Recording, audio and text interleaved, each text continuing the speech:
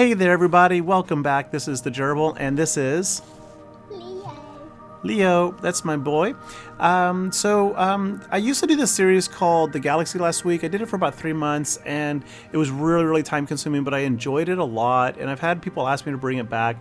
I'm not sure I'm ready to do that, but I thought I would do instead like the Gerbil last month kind of a video, like a one month, every month video, kind of a wrap up of the things that like in my galaxy were really fun in the game, things I've observed, and maybe some speculation, and maybe I'll have some co-stars with me like this little guy. I don't know. Let's find out. But in this video, I got a lot of really fun stuff to talk about and a couple oddities, so I hope you enjoy it. If so, give us a like and a subscribe, and that will make us both very happy. Anyway, let's get started, shall we? All right, he's camera shy. Here we go. So did you notice, probably didn't notice, but the Return of the Jedi 40th anniversary celebration that CG alluded to when they released Skiff-Guard, well, they haven't had their celebration yet because Return of the Jedi 40th anniversary isn't until May 25th. But that hasn't stopped Hasbro Toys.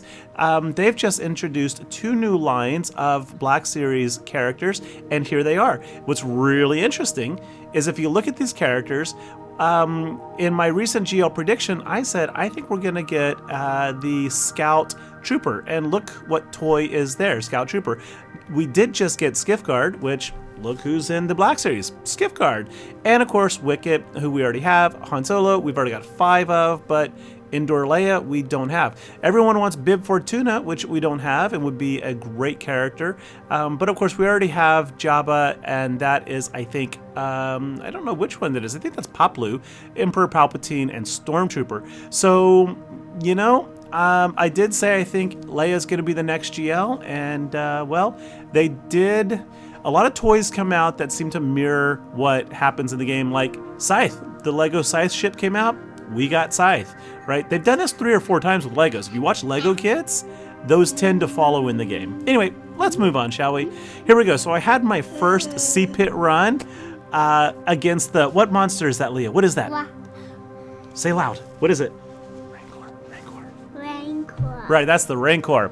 This was my first C-Pit run with Rancor. I know already a lot of people already know this, but I went to it in phase 3. I started almost at 100%, and I thought maybe, you know, I'll do like maybe 1 million, maybe 2 million damage if I get lucky. But it started going really good, and then I hit record button pretty late, and I was like, holy moly, we've already taken off 10% on my first attempt without any real strategy, right? So I didn't really know what I was doing, and here we go. Check it out. 4.25 million. So I think that was pretty solid. I'm happy with that. All right, let's move on. Okay, let's see. For whatever reason, I've recently been recording Rancor's smashing, and I think I'm gonna make a montage of this. So here's Rancor smashing Malik, Malgus, and Fifth Brother. Please don't steal my idea, you better animated like video editors than me out there. Okay, whatever. It'll be fun. All right, Traya Shmea Omicron. So I put my Omicron on Traya, and like everyone else, we were a little surprised, maybe not, when CG said, yeah, we're gonna nerf that. And they did. And they gave us our material back, and then most of us put it back on. I have not yet, because honestly, I haven't figured out whether I want it or need it. Everyone talks about how amazing Traya Omicron is at beating pretty much all the GLs. So when we had our last round of 3v3, I thought, well, okay, let's send Slicker in. I honestly have no idea what to expect. It's R7, got the Omicron, it's the whole triumvirate versus just Slicker, Officer, and Kylo. And it was easy cheesy, absolutely easy cheesy. So I'm not entirely sure what all the hubbub is about, but whatever. I just thought it was fun. So Slicker clearly beats it. All right, so I've got the Relic materials in excess. I haven't really been hoarding, but I got a lot of them. And these are the characters I'm debating on who to Relic 8 or 9 next. I would love to know your thoughts on this. I don't mind doing it for fun. Which one do you think I should Relic? Which one is that? They can't see you pointing. Say it. Wampa. You think I should put it on Wampa? Yeah, my boy loves the Wampa. So anyway, I'm leaning towards fifth brother for the Scythe, and just to finish R8ing that squad, I'm also leaning towards Grand Inquisitor because I really, really like the character, and I'm also leaning towards Wicket because I think Wicket's going to be needed at Relic 8 for the next GL. I really, really do, but more on that later, maybe. Let's see here. This was on Reddit just for fun. Is it a cat? Is it a werewolf? Is it an Ewok baby? I don't know. I don't know what that is. If anyone knows, let me know in the comments. I think it's cute and hideous at the same time. Anyway, that little Funko Pop toy right there, that is Nippet, an Ewok baby from Return of the Jedi. I think if we got him as a marquee, it would break the game, at least in my humble opinion. All right, Grand Inquisitor rules territory war. I am so tired of hearing people say that the Inquisitor faction sucks, even with Grand Inquisitor. Look at this. Here we go. 2 wins right there on Grand Admiral Thrawn, 2 wins on Darth Brutus, or not wins, but a hold and then a loss, right? Another hold from Kemp Nobi, another one there. These are not, see, these people all got no holds. All right, another hold from 501st Trooper. I got a hold right there with mine. And of course, some of these Star Killers are getting holds, but in our recent territory battles, in our guild, the Grand Inquisitor pretty much always gets a hold. Vox in there, Vox got 2 holds with his. Platosaurus got a hold. Kerman got 2 holds. But in the territory war before this, no joke, I got 12 holds with Grand Inquisitor. And our guild is 400 plus million, so we're in the top brackets. And we have a very, very high win rate. Look at that, Travis and HP83 both got holds. So like, we put Grand Inquisitor front row. Hate to break it to you, but he owns. Buddy, you look bored. Do you want to go play? No, you want to watch? All right. Yeah, we put Grand Inquisitor front row. And yes, Grand Inquisitor's Datacron really, really helps, but it's not essential. And the weird thing is, of all the Datacron sets out there, there have been synergies with Inquisitors with pretty much almost all of them. The Empire one, the last round, the first round had specific Inquisitor ones. They've all been really good. So yeah, here we go. But Scythe, Grand Inquisitor speaking of, I am so disappointed with Scythe. Here we go against Negotiator. Scythe is supposed to, like, the kit reads like it would dominate. And okay, so we got our first dodge, and then that puts Tarkin's turn, and Tarkin goes pew, pew, pew, pew, pew, pew, pew, pew, pew. And then Grand Inquisitor dies. Yeah, see, that was it. Scythe didn't even get a turn.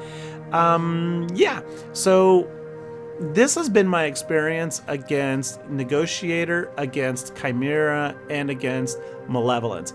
Ironically, the only place I'm winning with the Scythe is against Profundity and Executor. Like, isn't that, it's kind of weird. Like, I don't know. So I've been talking to a lot of people, and they're telling me to put it as the first reinforcement, which I'm probably going to start doing more and more and more. But I wanted TIE Defender to be the first reinforcement, and because like it needs to be a reinforcement, like period. It just needs to be. So if you have to call in Scythe as your first reinforcement and then TIE Interceptors a second, that just makes the game longer and riskier. So I don't know. I get totally spanked here and have to go in and mop it up with Rebels. Yeah, seriously. But anyway, moving on. I'm just, my Scythe experiences are just disastrous, and I'm kind of a little heartbroken. Huh? Shoot that one, the Y-wing. Here we go. We're gonna shoot the Y-wing, and pew, nothing. Okay, moving on. So I did unlock 7-star Iden's ship, the TIE Defender. Do you like this one, buddy? Yeah, I really like this ship. I think it's a great ship. And honestly, folks, I think this is going to be a requirement for the next Galactic Legend.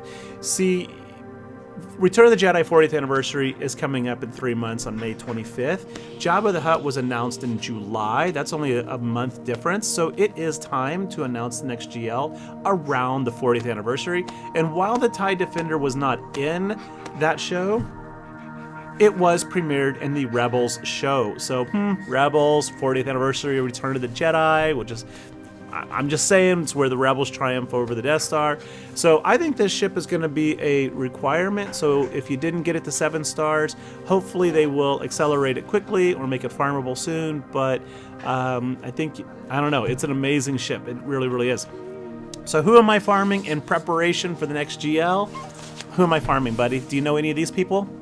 So these are the people I am actively farming. I'm taking all of them up to gear 12 in anticipation.